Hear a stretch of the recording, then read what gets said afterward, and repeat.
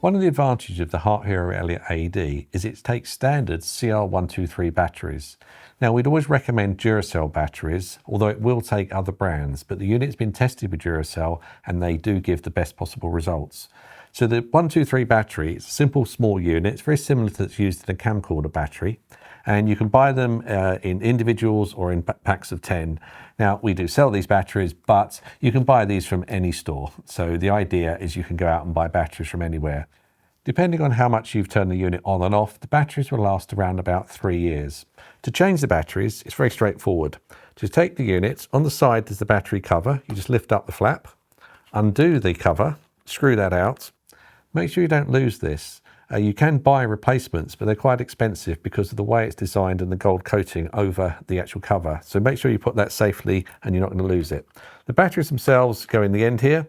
So literally you just take the batteries out. So you've got 4 batteries and then you put it back in with the negative side down. So that's the black end down, 1, 2, 3, and 4. And then take the cover, pop the cover back on, and then you screw it back in place. Now, I won't tighten that fully up now because when you do put the batteries back in, it will go through a full self-test. So what it's doing then, same as when you first got the unit, it'll run through the entire self-test process. Once that's done, the unit's ready to use. So, having that, just doing it tight, always make sure that is fully tight when you do yours.